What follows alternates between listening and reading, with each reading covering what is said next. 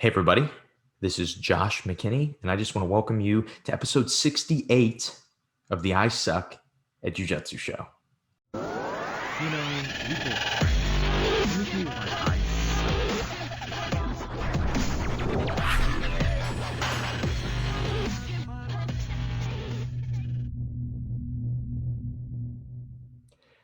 Now, today, I'm really excited. I'm really excited to share with you guys this episode. If you guys follow me on Instagram at the Josh McKinney, you absolutely should.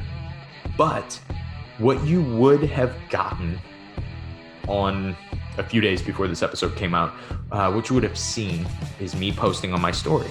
I made a post with an outlandish claim and a ridiculous looking mustache that I still have.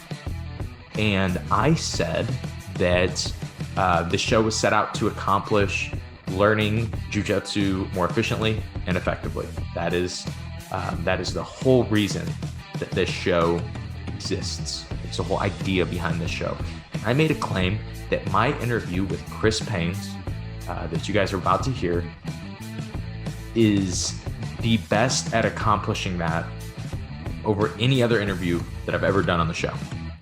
And I know that's an outlandish claim. That's crazy. I will even add to it. I will say that I have never, I can't say I've listened to every jiu-jitsu interview of all time, but I have never heard a jiu-jitsu interview that accomplishes the goal of teaching people to learn more efficiently and effectively ever in the history of jiu-jitsu interviews. If you find one, I would love to hear it. I would love for you to send it to me. But I think Chris, he does such an amazing job explaining really the one principle to rule them all in jiu-jitsu. It was really fun too to get to talk to Chris, two people from completely different sides of the world, and only thing we have in common is that we both do jiu-jitsu. We got our black belts very similar times, but the really cool thing is a lot of our theories and opinions on jiu-jitsu were incredibly closely related. The only difference was we had different names for things, because a lot of stuff you have to figure out on your own. And I will be honest, we do digress a little bit at the end into attacking some of the traditionalism of jiu-jitsu that you guys know on the show that I don't agree with, I don't care for, I don't think helps people in any way. So if you are a true traditionalist of jiu-jitsu, I wouldn't listen to this podcast. It's just going to make you mad. But if you do want to, learn jiu-jitsu more efficiently and effectively, this episode is absolutely for you. Before I click the go button, before we get started, don't forget, Simplifying Jiu-Jitsu ebook, absolutely free. This is an ebook that I wrote, and we discuss the 5 essential positions of Brazilian Jiu-Jitsu and break down how to train them. It's absolutely free. It will always be free at simplifyingjiujitsu.com, but you should get it now. You should get in the mode where you're going to learn Jiu-Jitsu more efficiently and become good at learning Jiu-Jitsu, if you will. That's all I have for you guys. It's time for the interview. Here is Chris Paines on the I Suck at Jiu-Jitsu show. Chris, how are you doing today, man? I'm good, thanks, dude. How are you doing today? I am doing excellent. I wanted to just get started right off the top. And Cool. You have a really interesting lineage in jiu-jitsu. So I think if I get the story right, you were Elio Gracie's taxi driver, and he taught you himself jiu-jitsu for 20 years, right? And that's how you learned jiu-jitsu directly from the source. Am I correct? Yeah, that's I think the reason why I've taken a more conceptual approach is that because I couldn't drill in the taxi, he just was talking to me fucking nonstop, and I just learned jiu-jitsu that way. Just listening to him instead of actually drilling. Which, sadly, that's closer to the truth than I'd like to admit. Apart from the Elio Gracie part, I think I was probably barely alive when he died. Yeah, I think the whole like not drilling is pretty much how I do jiu-jitsu anyway. And so, what was your start? Where did you get your start to jiu-jitsu? So officially, I've never done it. I started in traditional Japanese jiu-jitsu back when I was 13. I got my black belt in that when I was 20, 21. It was like very much like the Kempo style, so it was like karate punches and judo-esque throws. And we did like some groundwork, but it was like it never featured the guard or anything like that. So it was pretty much only getting scarf hold, and the first person to get scarf hold from like a tussle kind of won. I'd never heard of MMA really at that point. I'd never heard of BJJ. And then I got my black belt, and I heard there was going to be a judo newaza competition. And being a young 20-something, I was quite naive and I thought, yeah, I'm a black belt. I'm going to win that. So I signed up for it. And then about 2 weeks before the competition, I'd heard of this gym, this submission wrestling gym called Fighting Fit in a nearby town. So I went and tried out. I went there thinking, I'm a black belt. I'm going to kick these guys' asses. I'm pretty sure my coach put me in hospital the first night. Like he wrecked me. I was like, oh no, I don't know how to fight. So I went to this competition with 2 days worth of like actual grappling experience. And I think my first fight was against a blue belt, BJJ blue belt, and he just smashed me to death. I think my second fight was against a judo black belt, who then smashed me to death. And I think my third fight was against a BJJ purple belt. He's a black belt now, it's Paul Cole in the UK. I'm pretty sure he flying armbarred me from kneeling. And so at that point, I thought, I'm going to have to actually learn to grapple. So I joined Fighting Fit and did the submission wrestling there. But back in those days, there was no actual technique, as it were. We had close guard and butterfly. If you stood up, you both stood up. So there was no such thing as De La Riva. And we went back to wrestling, and we did guillotines, triangles, heel hooks, and neck cranks, and that was it. And then I bought like the Eddie Bravo books, and I was watching a lot of Submissions 101, as we all did back in those days, and that was about 2009. End of 2009, both my coaches left, and they were like, Chris, we look after the gym till we get back? Because I was like the person who had the most technique because I'd read a few books. I was like, cool, yeah, I'll look after the gym till you get back. That was 10 years ago. I don't think they're coming back. And so I've been waiting since then. I'm the caretaker coach. End of 2010, it hit minus 14 degrees Celsius in the gym. And the water in the toilet froze, and like the taps wouldn't turn on. And we were rolling in hoodies. And we bought gis because we thought, well, it's going to be warmer than rolling in hoodies. We'll do what those jiu-jitsu guys do. And so we were pretty much just no-gi submission wrestlers that wore gis because it was cold. Then I used to enter like lots of like competitions, like jiu-jitsu competitions. But I was like winning a lot of the white belt stuff. So I used to take my white belt off and put a blue belt on. I like self-promoted. And then I take my blue belt off and put my white belt back on. And then 2013, I met Christian Graugart, the head of Globetrotters. I just read his book, and he did a seminar in the UK. So I went up to meet him, and we got a train back to Manchester together. He talked about this idea of like this non-affiliation for like independent gyms. I was like, yeah, sign us up. We're an independent gym. And then like a couple months later, he said, look, we're going to do like a get together for us. And that was the first camps. So I went to one of those first camps, and he watched me roll with a bunch of people I rolled with him. He was like, dude, why aren't you a blue belt? I was like, I don't do jiu-jitsu. I don't have a coach. So he pretty much went back to the stall cupboard and just got one, threw one at me. And that's pretty much my promotions since then. Was like I was going to the Globetrotter camps, getting belts thrown at me every now and then. And then I met Preet Mickelson just before he turned famous. And he was just some quiet guy from Estonia. He bullied me as a purple belt. And I was like, this stuff's magic. So I started to then pay for him to come to the UK, and I was going to Estonia. And then that was the first time I actually had any sort of jiu-jitsu lineage, was like meeting Preet as a brown belt. But even then, like it was pretty much the entire route up until that point was self-taught, as it was just videos, it was books, it was occasionally going to the odd gym, like maybe once every 6 months and doing a random class. But other than that, it was just how to get a black belt via YouTube. I'm pretty sure I'm one of the first people to actually do it. As much as everyone jokes about it, like I think I actually did it. I think I pulled it off, guys. It's possible. And right, so.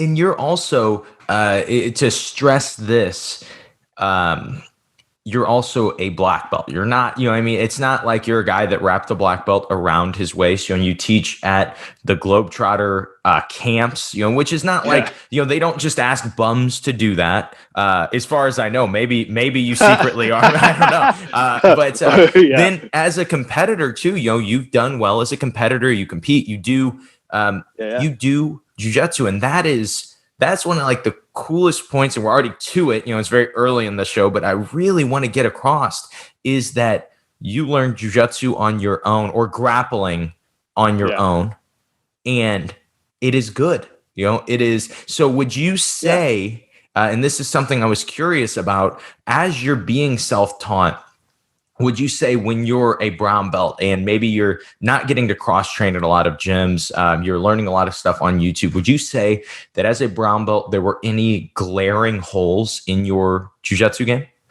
Yes. So I literally abandoned everything I knew about grappling as a brown belt.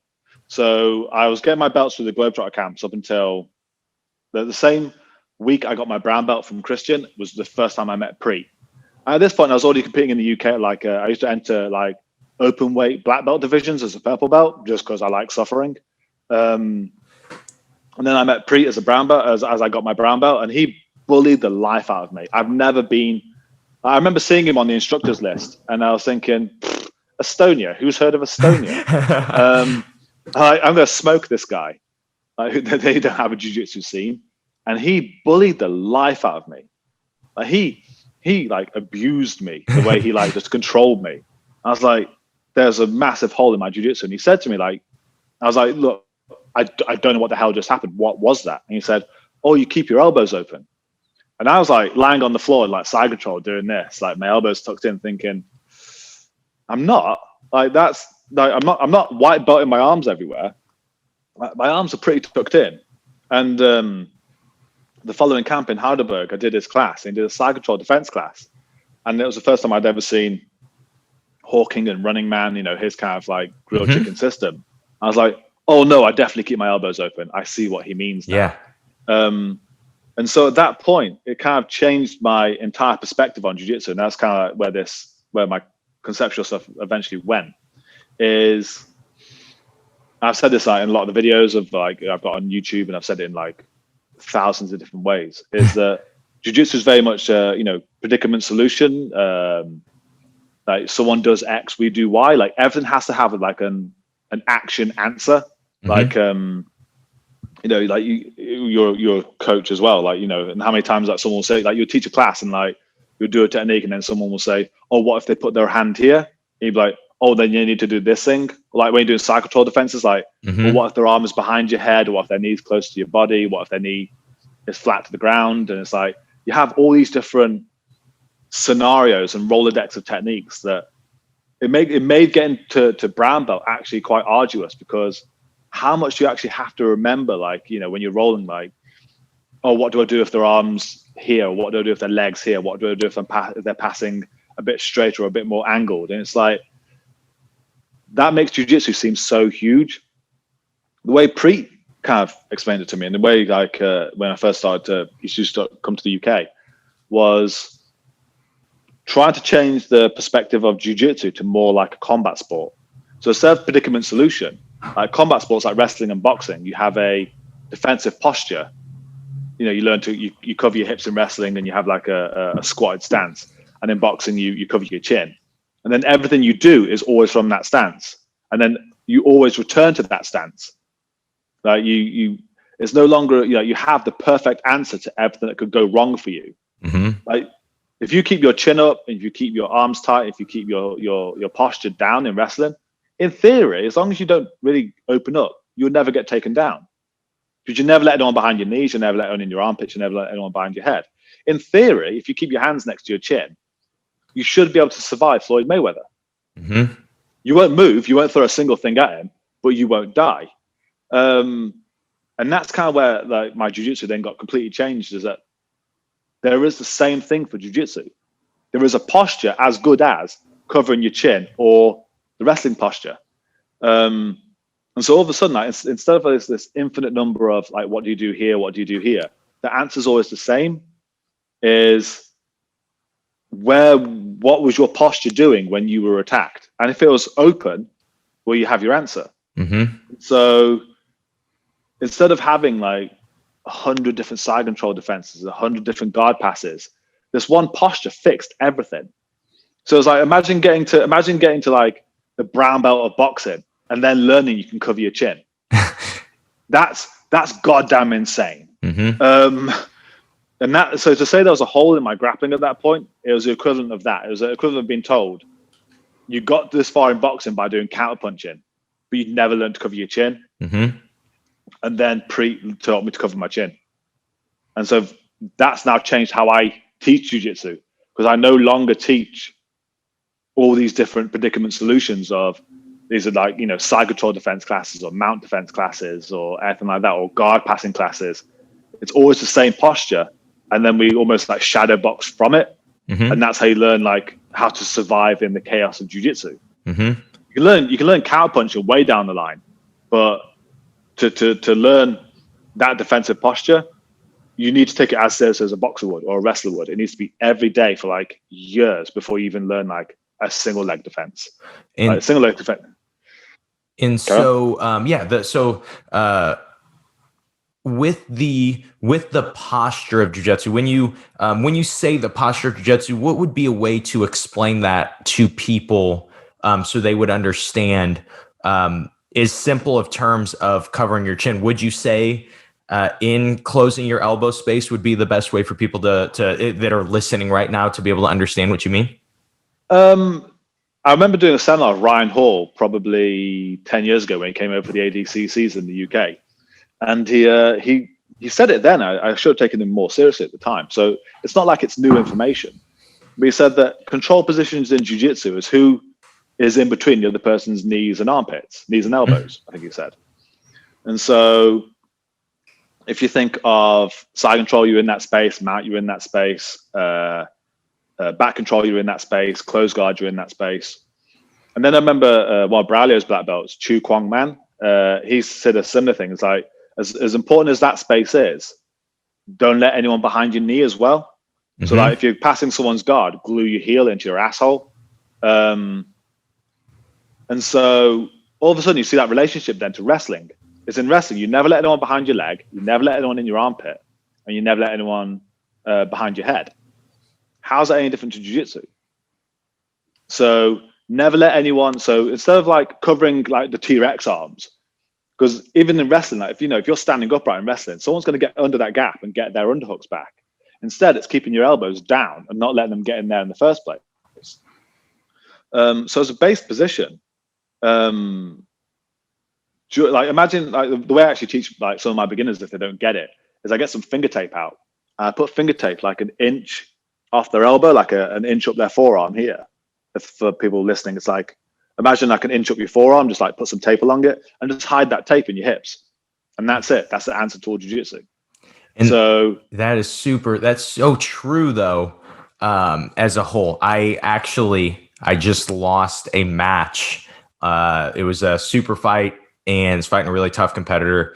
And I lost the match. There was about 2 seconds. I knew as soon as it happened where he had foot on hip and I was reaching to his lapel, and it's something I would never do, but I'm standing up, I'm holding his lapel. He had foot on hip and I'm trying to catch the other shin. And I didn't even think, and I was in a triangle before I knew it. And I was like, as soon as he got it, I was like, what? Why was that space open? Why did I start to open up like that? But just keeping that space closed protects you in that position.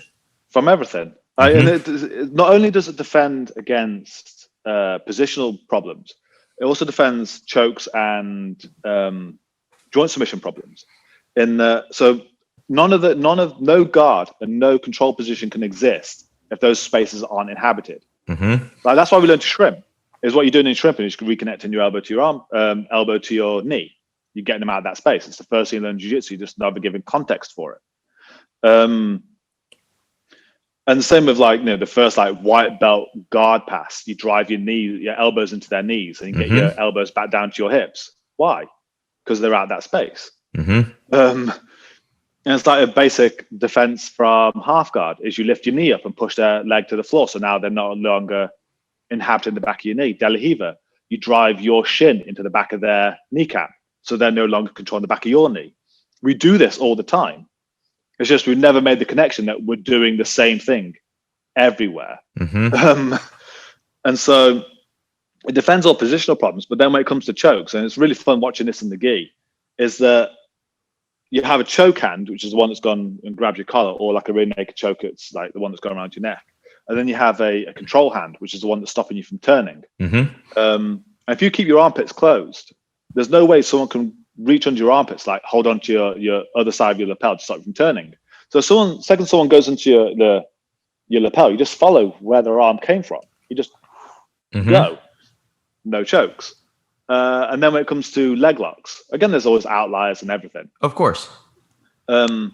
But for a joint lock to work, you control the one above and below the one you want. So if you want to armbar someone, it's shoulder and wrist. If it's knee bar, it's ankle and hip. If it's ankle lock, it's foot and knee. So the furthest joints that anyone can submit are your wrist and your ankle, which means that the next available joint they need to control are your elbow and your knee. And if I can cover those two things, in theory, the furthest joints that you can submit are now unsubmittable. So that one position defends all chokes, all positions, and all joint locks. So if that's the answer to every bad thing in jiu-jitsu, why do we spend time learning anything else? Because now it's no longer knowledge, it's timing. And this is what makes it fun, is actually you saying that about your fight, is that we're long enough in it to actually go, why did I do that? Why did I leave that space open? Yet we never give that to white belts. So all of a sudden they have to ask all these daft fucking questions. When if they just had that from day one, like they walk in and they get like, we take them to the side and go, look, do this forever, you'll be fine. It's only when you reach out, you're going to die. Then they've solved all their issues from day one. Because then anytime they ever fuck up, you just go, where's your elbow? Oh shit, I opened it. And now they can self-critique. And it's almost like we make ourselves no longer a fountain of knowledge, like a teacher of jiu-jitsu. We're more like a boxing coach. Because now we give them drills for timing, not dead drills of knowledge. Does that make sense? Yes, and that makes perfect sense. I think, and see, something that's unique is that we are from completely different places, but these are things that when I was a purple belt is when I opened my gym, and I had trained before having a coach. Off of Eddie Bravo books, off of the normal, the typical ways that you could train, and then I had a coach, and he was super helpful, and he's still my coach. But when he moved at one point, he just moved a half an hour away from us, but it was just too hard to get to his gym during class times and work, and so we ended up a group of us that were all from the same team. We just started training together, and we had to learn a lot on our own. And having these principles or these concepts that hold true to everything were so important. But something that you didn't mention, you talked about the knee elbow space from the defensive perspective. But what people may not recognize is if we use that in reverse, that's how we're getting all of our offense in jiu-jitsu too. All of my attacks are by dominating the knee elbow space. Yeah, actually, that's quite an interesting one. I actually just taught a private just to a guy from a different gym, and part of that is, and this is actually quite a funny one when you do mount classes, is that you start mount from like sitting over someone's like stomach, and then the first thing anyone ever does when you do a mount class is open up the elbows. Like this is how you open up the elbows. So you do like, I don't know, walking your hand up their elbow, or you like do a squat off their hips to push their arms open. Instead of looking at it in the sense of, instead of having side control, north, south, and mount, you just have armpit control and you just replace what was in the armpit. Mm-hmm. And so side control is arm and hip. North-south is 2 arms and mount is 2 hips. So all you're ever doing is just replacing one thing and putting something else there. So instead of having 3 very separate control positions, you have one control position that you're very fluid with. But how's that? That's pretty much what every black belt does. Mm-hmm. It's only, again, white belts, you have this like, people get mount and abandon mount quite early because they can't get anything to work. Because opening up someone's elbows works really well in drilling, never works in sparring. But if you look at the reverse of what you just said. If you're always attacking the armpits and keeping those armpits open, jiu-jitsu becomes easy. Mm-hmm. And this is where this defensive stuff actually then becomes quite infuriating, is that because that isn't stressed enough, the importance of the armpits, people release it. They give armpits back. They earn them, like they get their pass, they open up the armpits, and then they just forget about them. They transition and they let the armpit close. Like that should be gold. You earn that, keep it. At no point will a wrestler earn the back of someone's knee and go, "Yeah, I'm going to give it back now." Mm-hmm. Like, it's never going to happen. A wrestler gets your armpit, your neck, or your leg. You're going to know about it, and they're never going to give it you again. And that's how we should look at jiu-jitsu. We're doing a martial art. It should be a sport, and we're messing up in a lot of those aspects. I think I think that's so important to note. Is it's just so tough for people when they start, because everything's so broad in jiu-jitsu. Yes. Something that I have found when teaching this stuff, and I was curious if you've dealt with this, and if you've dealt with it, how you overcame it. But something I found when teaching this stuff is my guys that are so new, even not even so new, even under 2 years of training, my guys that are still white belts, I feel like when I teach them conceptually, they struggle to comprehend it until they are later on at like bluish belt, even past kind of blue belt, even a good blue belt, to understand it. Do you ever deal with that when trying to teach like newer people concepts like this? I think part of the problem with, again, it's I'm not saying this about any gym in particular, but I'm talking from like previous experience and how I used to teach. When you have a newbie start, they always land like whatever the class is that night. Mm-hmm. As in, so it's you land in a random part of jiu-jitsu and then just try and figure it out from there on out. And it becomes like very different journeys for everyone. Instead of like a very simple, can we give this information to someone on day one and then just keep on reinforcing it? So every drill works backwards to it. Like every drill has to mention this idea. So you don't just like go talk about this concept once and then go, right, let's do a side control class. Like you talk about this concept on day one, and then everything you ever do is always back to that concept. So when we do like a drill, like we'll do the dead part of it, like look at the details, like the finish. And then we'll go like maybe one step backwards and then fight to get to that point. So the person on the bottom is covering it, but they're doing various levels of resistance. They are being quite open if the person isn't comfortable, or being quite tight if the person's super comfortable. But it's always that reinforcement, the same idea every single time. It should be, if you teach them like, a pass happens, then a side control happens, you get a full sense of earning. Like it has to be, you pass and you work for that side control. It has to be earned. And so say if you're doing like I don't know, like a arm bar or something from side control, like a pull the arm and spin around to get the arm bar. You go from the pass, and then you'd have that person on the bottom give various levels of cover of the concept of being super relaxed and like the arm bar happens, or super fucking tight. Mm-hmm. And now they have to and then you have that again, it's something that we don't have in jiu-jitsu. We don't have that conversation of like, this is what has been a funny thing about lockdown, is that there's been very little difference between having a grappling dummy and the human partner. Like everyone's been able to train with a grappling dummy. That shouldn't be the case. Like that no way should be the case. Mm-hmm. And so having that conversation with your partner and saying, look, can you do this for me next time? Or can you up the level? Can you lower the level? Or that was good. Or like having your partner feed back to you, or like having your partner do stuff for you and go, right, well, I did this for you. Can you do that for me? Like, can you do this? Can you do this? And then so like make your drill more interactive that way, instead of like just reps. I said to my guys, I don't care how many reps you do. Don't do 10 or 20 or an arbitrary number that you think is important, or 5 minutes or 3 minutes. Doesn't matter. Do one. Do it really well though. Have that conversation of what you actually wanted out of that drill. And so that's how we then reinforce those concepts from day one, is that if we're doing it, it's always on every drill. Like you do the dead part, get the detail right, and then have that kind of, not positional sparring, because again, that implies an open fight. It should be active drilling. It's sparring, but with a designated winner. Like it's your drill, you're going to learn, but I'm going to give you various levels of resistance depending on how you're doing. And so then the white belts get super comfortable. Then they can build up to, hunting those gaps on someone because they're being super tight. Or say if they're the person on their back, keeping those gaps closed and saying, shit, no, you can't armbar me if I'm closed. It makes sense. I think that's really, really a cool way to teach. I would probably put it in this term. You're trying to teach people how to learn on their own.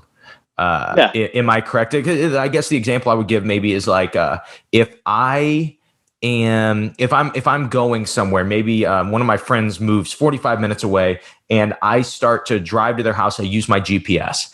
And every time I go to their house, I use my GPS. If I don't use my GPS, most likely it's going to be very hard for me to find it because I'm so focused on my GPS. Same with a coach. If every time I have a question, my first response is, every time a guard pass doesn't work or every time I'm struggling with something, my first response is I should go ask my coach so he can hold my hand, so he can do it for me. But when you teach in this conceptual thing, something I always tell my coaches, I have a coaches group at my gym, something I always tell them is focus on the why. Why does this work? Why does this happen? Because if I can teach you the why, when it doesn't work for you, then you can say, okay, wait, why did it work? Why, so if I can't answer that again, it's not going to work. Right. And so I think that I really love the approach when it comes to teaching, but the way you kind of explained it. And this was, I think I listened to you on the Sonny Brown breakdown. Yes. One of my blue belts sent it to me and was like, dude, you got to listen to this. And I know the only reason he sent it to me was because he's like, you got to listen to this. You should have this guy on your podcast. He didn't say it, but I knew what he wanted. But thank you to him. Yeah. So, and I guarantee you he's listening because he was actually telling me this last night. I told him I was going to interview you and he's like, oh, I'm so excited. When does it come out? And, but the idea, I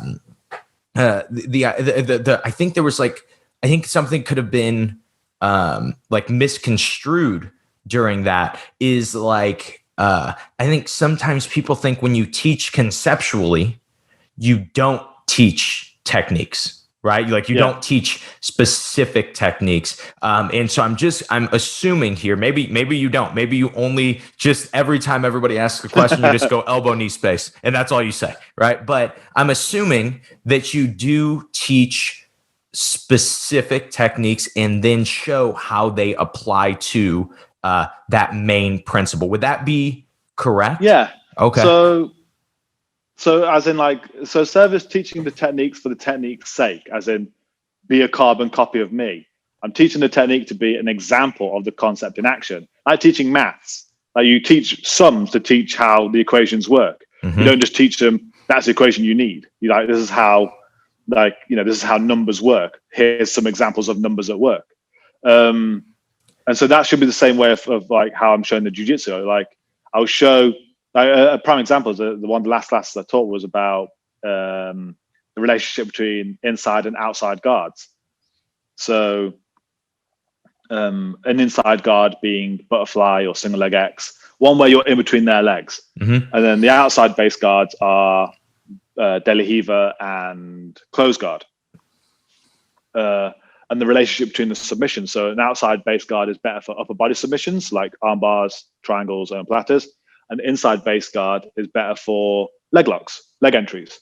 So I looked at those four guards, looked at a couple of submissions from them to see the entry into platter, triangle, heel hook. But then showed how they blended together, showed the relationship between a closed guard and a De La Riva or butterfly and a single leg X. But then once that's kind of settled in, teaching the why of like those are important. Like I remember I was in Amsterdam doing a camp, 10th Planet camp about a month ago, and a great purple belt out there, Raul. He's a fantastic leg locker, but he's playing a lot of inside base guards. He's already given me away his game. Like I now know he wants to play legs. So I shut down his guard and I go on the inside myself. Now he can't play his game. But it's that kind of reading of, if I just said, oh, inside, outside base guards, what the hell does he mean? But if I give these couple of examples, like, right, if he's always forcing his legs on the inside, you know that there are leg entries here. Shut them down.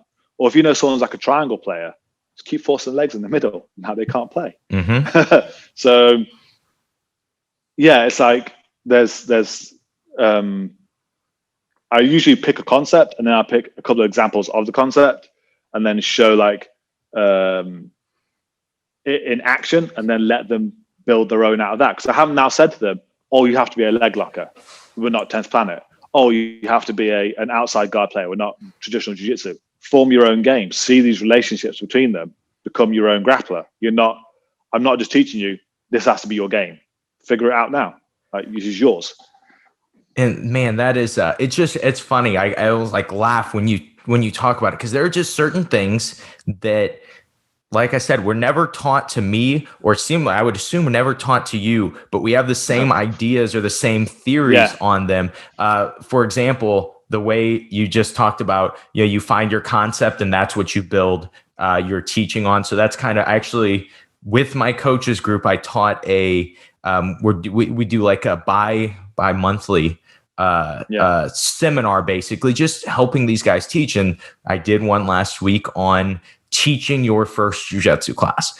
We added a bunch of guys to the group. And so we do it, teaching your first jiu-jitsu class. And I explained my formula for teaching a jiu-jitsu class is I will do one concept, one overarching theme, and then 3 moves that apply to that concept. And it's a really simple formula to do, but you just said this exact same thing. And it's funny that we kind of both have found that is one of the better ways to teach. And I would argue, not talking bad about anybody, but most places I go, they just they show random things. Even if they're showing from the same position, you watch instructionals and you're going to learn a spider guard instructional, and everything is, here are 50 random moves from spider guard.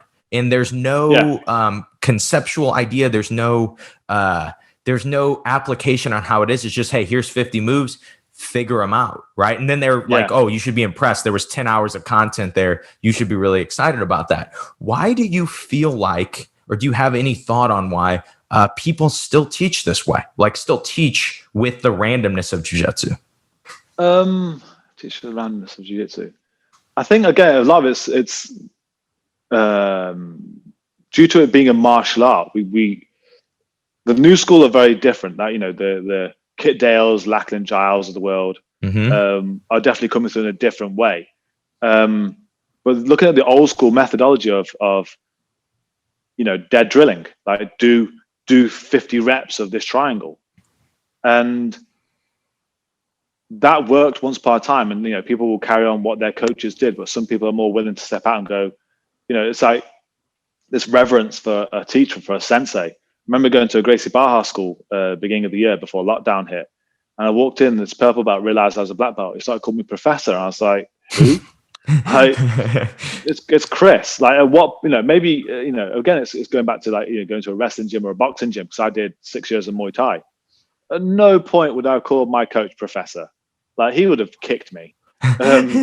But it's that weird kind of relationship we have to that coach. We have this weird reverence of them as a teacher. We have to do as they do, and then we carry it on ourselves. Instead of, they're not a fountain of knowledge. Jiu-jitsu is not that complicated. They're just there as the person who works our timing, and gives us the drills to work on those, like the shadow boxing drills or the pad drills.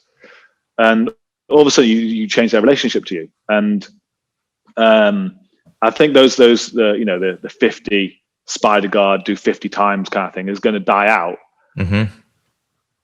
just due to a more liberal approach to jiu-jitsu. It just attract those kind of people. And also our vocabulary for explaining jiu-jitsu is getting better. Like everyone, the rising tide raises all ships. And you've got Danaher out there explaining stuff. You've got, again, Lachlan, you've got fanatics doing amazing things. And everyone's talking jiu-jitsu more, and finding better ways of describing it. And that's now like, cool. Everyone's describing it better. I describe it even better than that. And the 50 reps people are just going to disappear. But again, the problem with the 50 reps people is that, you can learn 50. Let's say if you're doing a triangle, you do 50 reps of the triangle, but then you're never really given that time to problem solve the triangle. Like why does the triangle work? Like what can change a triangle? What can be the difference between a triangle working and not working? That's not done in those 50. You just have a dead partner going just there, and you throw 50 triangles at them. But then you go do it in a competition. You might get that triangle, but all of a sudden it's not working. You're like, what? Why? I got the triangle perfect. But you never spent time understanding what the triangle is. I think that is, man, I think that's super important. I think that's something that, and the people you name, you named the Lachlan Giles, you named the Kit Dales, those guys, there was a big level of having to learn themselves, having to, and that's for a lot of people, necessity was the reason that they found that, hey, a list of moves, you need to learn these 30 moves before you get your blue belt. It doesn't work because there is no, not none, because that is how people learned at first, but then they would also just fight to the death over and over again. And then eventually get good enough. Right. But it's the example that I always give is, you watch most closed guard armbar videos on YouTube, where you go somewhere and somebody is teaching an intro class. They always show the closed guard armbar, right? And they show the exact same way that they were taught, even if they're good at the closed guard armbar, and the way that they were taught doesn't work.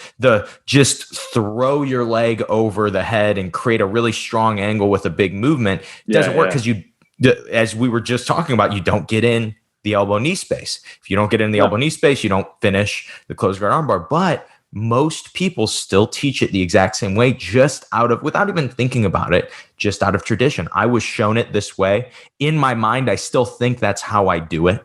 And so that is what happens. I think that is such a cool thing. I love that you say that it's going to, or that it's changing, because it obviously is, and that you think that those people will die off. But this is completely curiosity. You're not.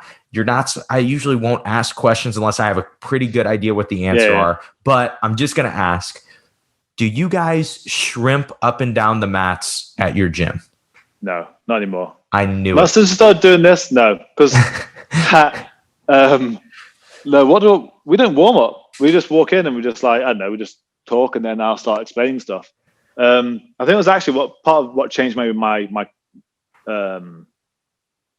we might have started doing a little bit of agility drills, but soon what kind of changed my perspective on it was I remember doing a seminar at one of the first Globetrotter camps back in 2014 with Keenan. He just started doing worm guard, and people started, we did 3 hours of worm guard, and then we asked Keenan questions. And so, what's your warm up? He goes, "Oh, I drill, and now spar." I was like, "Wait there." So one of the absolute best that's been around doesn't warm up; he drills. Okay, maybe we're all doing something wrong. And this then comes back to something that you said, just is that we teach how we were taught. So I got this stuff from Pre. I will give him complete credit for everything I am. He got his grilled chicken from watching, from obviously training a lot and studying. But he remembers watching ADCC 2013, Braulio versus Galvao. And how Galvao could not get past Braulio's guard. It was like, what the hell's happening here? So he studied the life out of it. I am not far from Braulio's. He is the next town from me. Braulio's steamer, his home gym, the man himself, is about 30 miles away from me. It's like a 30, 40-minute drive. So he is someone who does this: grilled chicken, open guard, impassable guard. like keeping elbows tucked into armpits. Some of his students will occasionally go through here, or like, are not too far from us, and their mind is blown when we do that stuff. And it's like, so wait there. We're doing it courtesy of a YouTube video and some guy in Estonia. Yet you're under the guy himself, and can't do it. And that's, again, coming back to like how we are and how other black belts are. I've not met a black belt yet that doesn't do what we do, what I've spoken about. The whole closing the gap behind the knee, closing the elbow space. We all do it. The difference is our ability to explain what we do now to our students compared to telling them what we did, so eventually they'll become like us. And that's what I think is happening with, like maybe at Braulio's gym. I haven't been there in a very long time. They're teaching how they were initially taught: do close guard, do a close guard arm bear, do this. And eventually, if you do this enough times and follow the same route, eventually you'll become me. Instead of do what I do now, become me faster. Exactly. And that is, man, that is so true. It's so important to understand is they don't have to have the same struggles that we had. That we did. Yeah, exactly. Exactly. And so it's like for people, different, I guess a different example would be if I built a business and I did really well building this business, and I started from the ground up. Like whatever the business was, but I start from the ground up, and I turn cleaning toilets into a huge commercial toilet cleaning company, right? But at first I was cleaning the toilets myself. And then I want to pass the baton on to my son. I want to teach him to be a great businessman. And I go in and I say, well, you have to clean toilets. That's the only way to start. That doesn't make sense, because I wouldn't be doing it now. I would say, hey, this is how I run the business now. You don't have to do what I did in the beginning, because that's been figured out for you. You get a head start on where I started from. And so that's what we talk about with my students. Like, my goal is not to get you as good as me. My goal is to get you as good as me much faster than I did it, much faster than 12 years. And, we try to figure out different hacks and different ways to do it. Just rewinding back just for a second, I'm glad that someone else agrees with me that warm-ups in jiu-jitsu are stupid, because people will I'm not kidding. I have never said anything on this podcast that has made people more angry. I did a podcast. It was just by myself, and the title of the podcast was "Warm-ups Are Stupid." Okay. And the idea was, look, when is the last time that you jogged in a jiu-jitsu match, right? When is the last time that you, shrimped without any weight on you in a jiu-jitsu match? I find that they're good when I am teaching kids and teens classes, because it gets them ready for the class. But for adults, instead of wasting 15 minutes every night shrimping up and down the mats, what if we spent those 15 minutes actually doing jiu-jitsu? And so actually positional sparring something or something along those lines. And I made a post about it. And I was like, please listen to the episode before you comment stuff. And people were obviously not listening to the episode, because they pitchforks everywhere. Exactly. And they were thinking that I was saying you should come in and roll live cold. I'm no, that's not what I was saying. Listen to the episode. I literally say to not do that. But people will. That is one tradition, that people will fight you to the death on. People are going to message you and be mad that you don't want to be called professor. People are it's the traditionalism in jiu-jitsu is pretty insane. So my argument is and has been look, if I'm going to respect one tradition that doesn't make sense, I now have to respect all of them. And so that's why if the tradition doesn't make sense, I don't respect it. No. And so another question, when guys come into your gym, do they bow before getting on the mat? No. Why would they do that? Okay. I've heard such crazy stories. I mean, again, maybe this is why I latched onto Globetrotters quite early. Is that I remember the first time I went to actually Gracie Barra gym, and they said I wasn't allowed to train there because I had a plain white gi on. I said I could do one session, but I had to buy the Baja gi afterwards. So I was like, why did I do that? Or the amount of people who say they can't train at a different gym because they're part of this affiliation. It's like, I could understand that maybe years ago. Again, this reverence to a teacher and like this martial arts, Japanese, honorable loyalty, whatever approach. But that's not the way it is now. Like it isn't. You get left in the dust that way. And so all those kind of weird traditions, like, okay, do the obvious hygienic things. Wear your shoes when you leave the mats. Yeah. But facing the wall to tie your belt, or bowing to your instructor and calling them sensei or professor or something, or having to wear a certain color gi because that's what students wear. No. Let's not do any of that anymore. It seems stupid. Like, it's just taking up time when we could be doing way more important things. It's bizarre. It really is. And I'm sure that the people will be, maybe not, because I think a lot of the people that listen to the podcast now have been weeded out. They got rid of them. At this point, we're on episode like 60 something. They probably know. But like with your students, like I always tell my students, hey, and they'll always have different complaints about things and stuff. And I'll always ask them, hey, what's my job?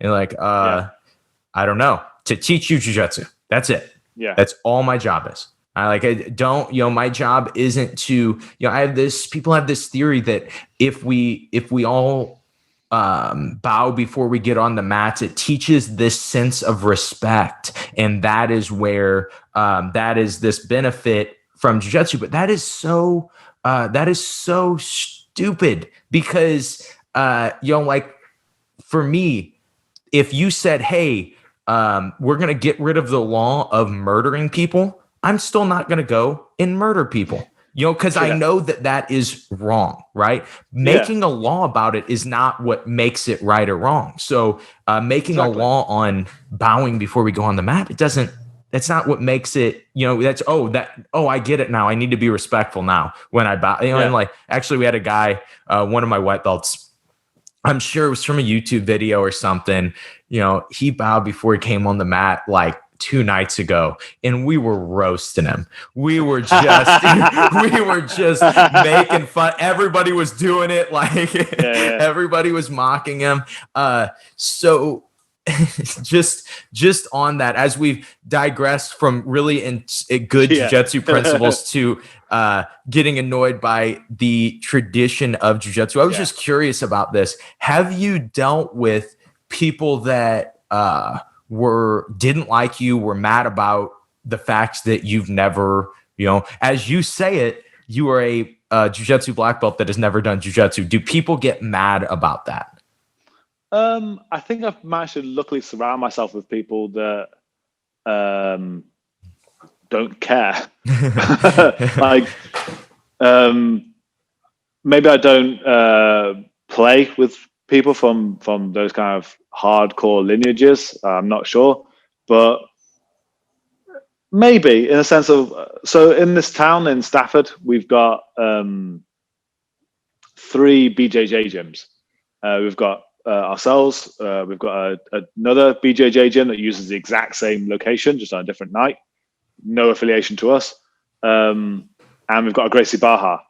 And in our local area, we've got maybe in a 25-mile radius, probably a dozen, 15 BJJ gyms.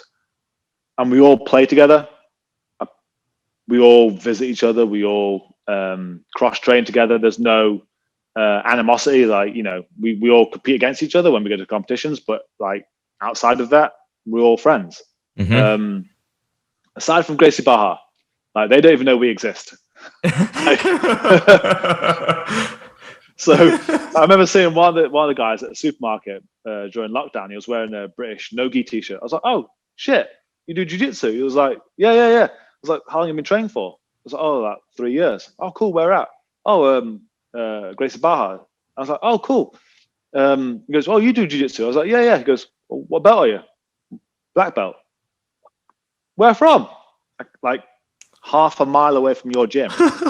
There's other gyms in this town. Dude, we've been here for 10 years. Like, that is awesome. How don't you know there are other gyms? Like, there are lots in this area. And I even said to my students, I say, go elsewhere. Don't come to our gym. Like, I'd rather you go train elsewhere. Go get much different sparring partners. You'll get better because this gym is suffering. Like, everyone's gaps are too closed. Like, every roll is hard. Go elsewhere. You have a whale of a time. But yeah, so I don't think, so maybe not like mad at us for having that kind of approach, but just those people from this kind of lineage just avoid us. Yeah. Which, okay, that's fine by me. No, we'll be fine. We'll survive. All right. So I have 2 questions left. One is absolutely not jiu-jitsu related at all. But this is just something I was curious during the podcast. Why do you use miles and not kilometers? Is that a stupid question? Is that I'm pretty sure it's just as forward and as European as England and Britain once was, we're still so backwards. Like, so we are just regressing at pace right now. And so despite the whole of Europe being in kilometers, we still use miles. We use stone and pounds, and kilos and yards and feet. And we have to know so many different rules of measurement just to like form conversations with people. It's still miles over here for some reason. Okay, I just wasn't sure about that. I just like I'm American, so I don't know anything about anywhere else but America, and so I was like, is this common knowledge? I was sure that they all like sip tea and talk about kilometers all day. Like I didn't know. No, so we still use miles. We still use feet to describe height. We still use stone, because I know my weight in kilos because of jiu-jitsu competitions. So when someone says, oh, like, I had the conversation with someone new, it's like, oh, what weight you want to fight at? Oh, like 13 stone. I'm like, I have no idea what that is. What's that in kilos? I've abandoned that rule of measurement. I mean, I was actually in the States. I did a tour with Charles Harriott back in February. I think I just got back to the UK just before lockdown hit. And that was driving on the right side of the road. Like, we drive on the left. But I still felt kind of at home because it was in miles and stuff. But yeah, driving on the wrong side of the car on the wrong side of the road, that was just. Hey, I can't remember if I told Charles this, so hopefully he doesn't listen to this podcast. But I was driving down, I think we were in North Carolina or Georgia at the time. And I think we drove like 2,500 miles in like 10 days. We went from Gainesville, where Charles is from, and we drove all the way up to my friend Brad and Greg over in Connecticut. So we did Savannah, we did Asheville, North Carolina, we did all the way up to Maryland and Washington DC, then around to New Jersey and Connecticut and back to New York. I remember doing like a 300 or 400 mile stint in the car. And Charles was asleep, and I was starting to like get a bit bleary eyed, and I kind of like went into instinctual mode and like tried to change gear. But for me, changing gear is the left hand. But that's the door handle for your cars. So we're going like tearing down some highway in North Carolina. And I opened up the driver's side door and I almost disappeared out the gift shop. Oh my gosh. And he's like fully asleep. I'm like, I can't tell him that. He almost woke up to find me not in the car. Fuck your cars. Yeah, some of those things, man. Some of those drives, they get to you. I think I've told this on my podcast before. I competed one time. I live in St. Louis. We're competing in Chicago. It's about 5 hours away, but we didn't leave this tournament until like I think we got there at 8 a.m. Because I competed first. My buddy competed, so we didn't really have time to leave. And then I fought in the open class, and the open class ran late. We didn't get our medals till like 9. like 9. We hadn't eaten dinner. And so we are going to now eat dinner and then drive home. And it's just me and him. And we're probably like 30 minutes from home. And he goes, "Hey, Josh, are you tired?" And I was like, "Yeah, why?" And he's like, "Because you're driving in the middle of the road between 2 lanes." And I was like, "Oh, sorry. I was like, nobody's on the road. It's 2 a.m, dude. It's fine." Yeah. And, but yeah, sometimes, man, that is that's the secret, the unspoken part of jiu-jitsu is being able to drive really late at night or in a different country and having to learn the roads. Yeah, and how to survive long ass competition days. When Yes. Oh man, competitions are the worst. Yeah. Actually, I had a conversation with a private with a guy. He's a white belt. And he said he was like gassing out at the beginning of his competitions. And this actually goes back to the whole warm up thing we're on about. Is that he goes like, "How do you deal with stress when it comes to competitions?" I go, "I have a sleep." If you'll normally find me up until about 5 minutes before the fight asleep. I literally get like one of my friends to literally say like, when you know I'm about to go on, like just come wake my ass up and I'll go fight. Because if I said to you like, in the gym, like you could probably rock up to the gym like 10 minutes after having a nap at home, like, wake up, go to the gym and roll, you'll be fine. Like, on the ball. Yeah, you go to a competition, you do some sort of weird 45-minute stretching routine that you never do again in your life. And that's supposed to make your competition better. Like, stop stressing out. Have a nap. You'll be fine. It was like I was teaching in Tel Aviv in Israel last year, and they about the day before I arrived, they said, "Oh, the Israeli nationals are tomorrow, and we've signed you up for a super fight." I'm like, "Cool. Who is it?" "Oh, he's like the main MMA guy out of Israel." I'm like, "Okay."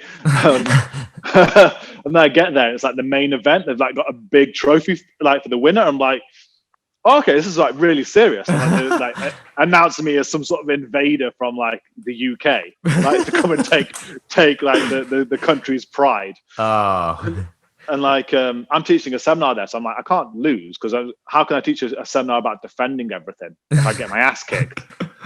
And so I think, right, I'm just gonna have this is quite a stressful situation.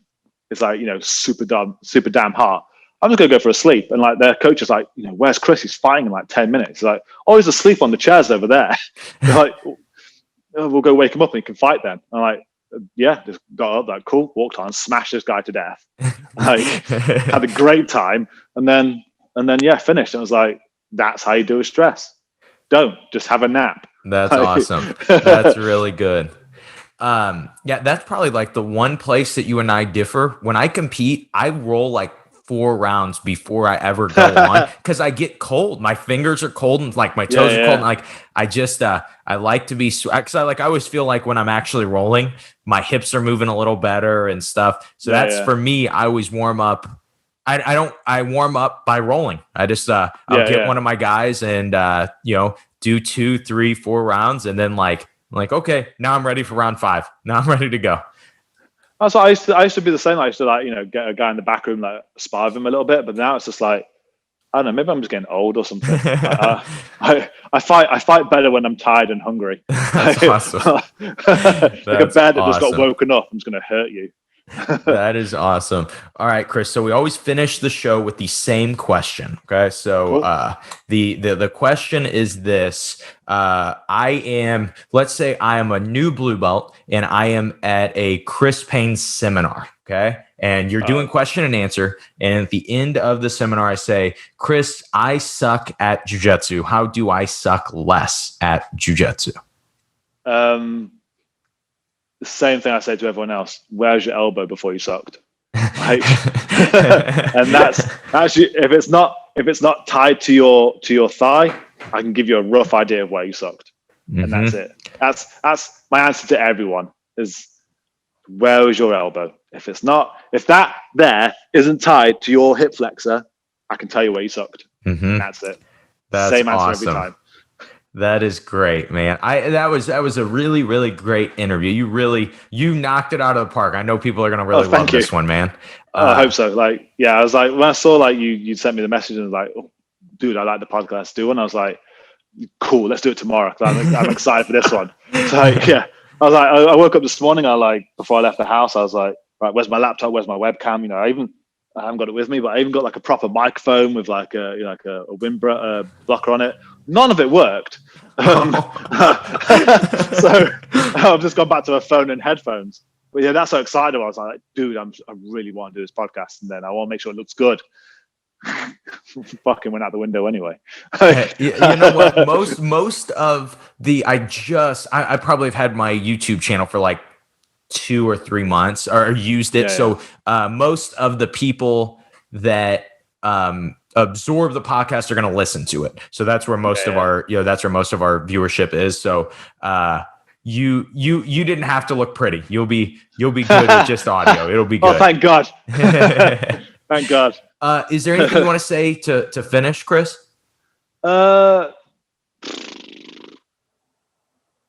If anyone's ever interested in anything I've spoken about in any of this, I'm not big enough to ignore people just yet.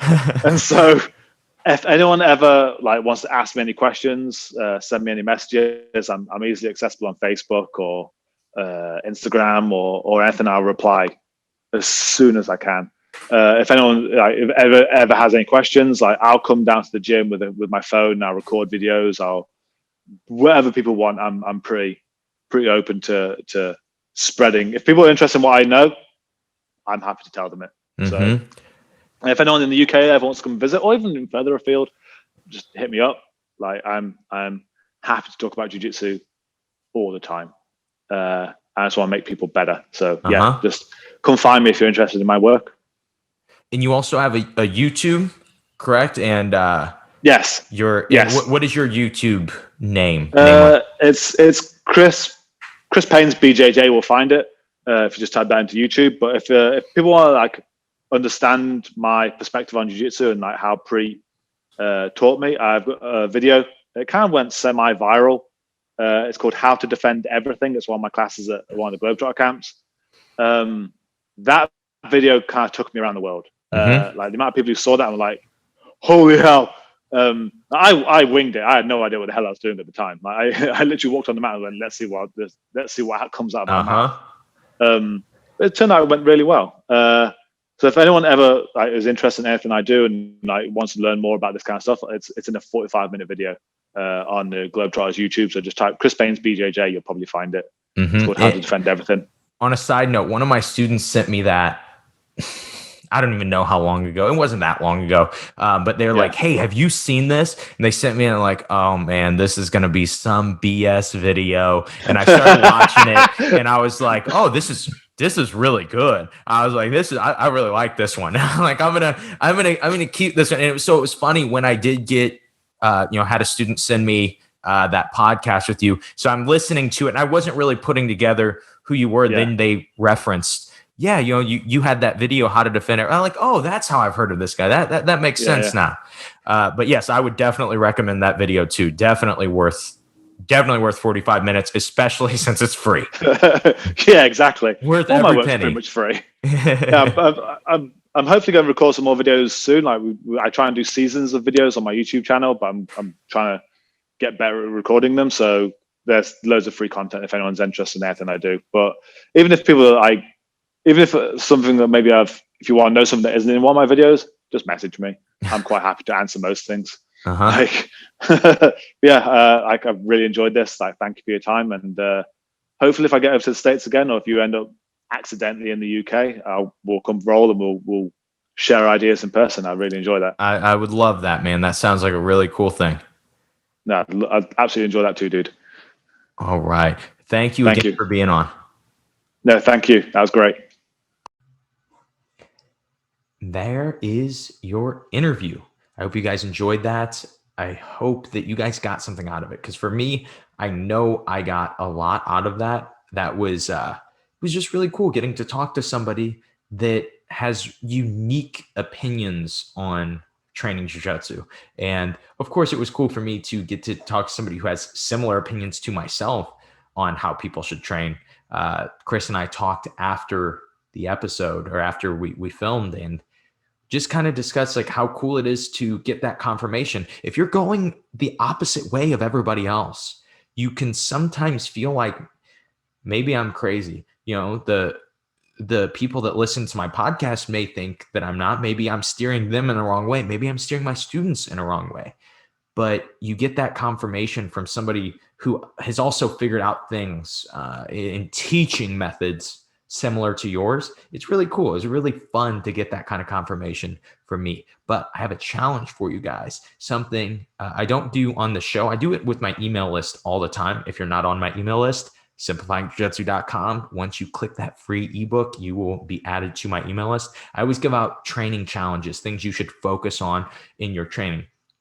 But for the next week, just 1 week, all I want you to do, you don't even have to do it while you are rolling live. All I want you to do is while you are, after you lose, okay, after you get submitted, I want you to ask yourself, was I in control of my elbow knee space? If I had closed my elbow knee space, would I have not gotten submitted there? That's all I want you to think about. You don't have to use this in reverse. Like I talk about this just a little bit on the episode, that I like to use that method in reverse of controlling the elbow knee space and doing things to get the other person to not control their elbow knee space. But that's what I want you guys to do. When you get submitted for the next week, just ask yourself, did I control the elbow knee space? You can make whatever decision you want after you ask yourself that. But I would bet that almost every time you didn't control your elbow knee space, and it will start to make you more conscious of it, and it will affect your jiu-jitsu so much. And so that is all I have for you guys today. Like I said, I'm going to piggyback this episode this week with an episode on technique versus concept versus strategy and how they relate and what is most important. And you guys are going to love that episode, as long as I do a good job articulating. It's kind of a complicated subject, but I think we can really simplify it and make it cool for you guys. Hope you guys enjoyed this episode. Hope you guys had a great Halloween, and your beginning of winter is excellent. I guess we're still a little bit away from, we're still in fall, but your fall is excellent. I hope that you guys got something out of this episode, and I hope that you guys suck just a little bit less at jiu-jitsu.